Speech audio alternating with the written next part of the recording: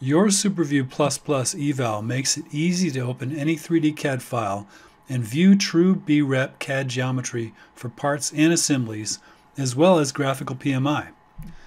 Just click Open from the Home toolbar, and then click on the file you want to launch and click OK.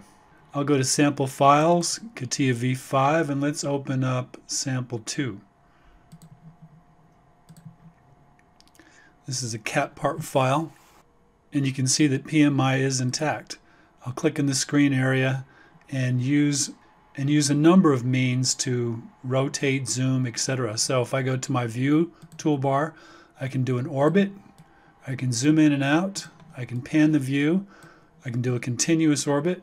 I've got those tools on the left toolbar as well, the right-click menu, and I can also use my mouse wheel to spin in and out, my middle mouse button to do a orbit, and depending on what's set on the left here, I can use my left mouse button to zoom or pan. There are different selection modes, so if I go to single select arrow, I can click on a face. If I click it again, it becomes it'll select the whole body, and if I click again, I'll get an assembly. Let's do that on this cylinder clamp assembly. If single select is set to dynamic selection, I can click once to get a face, twice to get a body, and 3 times for the whole assembly. Or I can go to body, and then when I click, I'll just get a solid body. Whatever I click will be the entire body.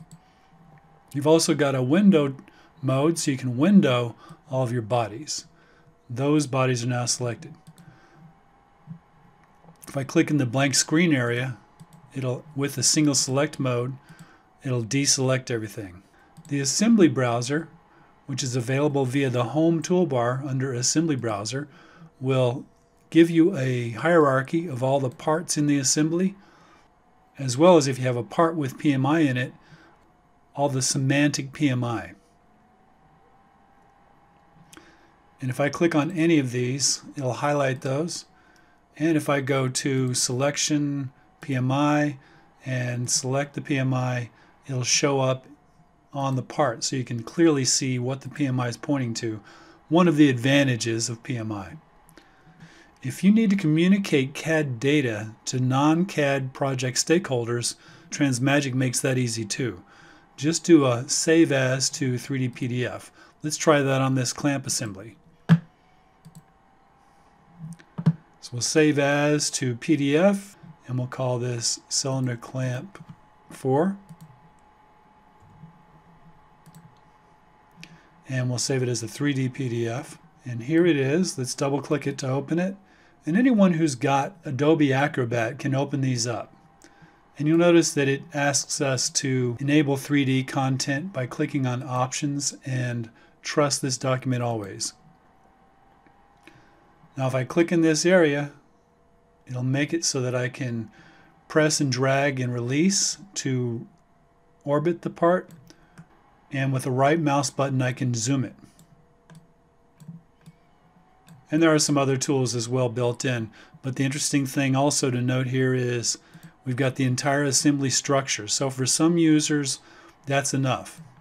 For our parts with PMI, you can also output the PMI to a 3D PDF by simply going to PMI View Browser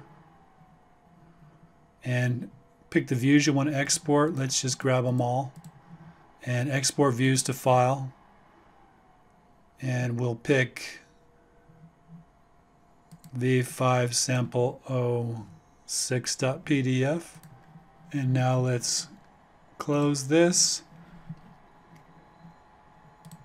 Find the file. There it is, V5 sample 06. Double click that and enable it. Click in the viewing area. There's your PMI. I'm spinning my mouse wheel to zoom in.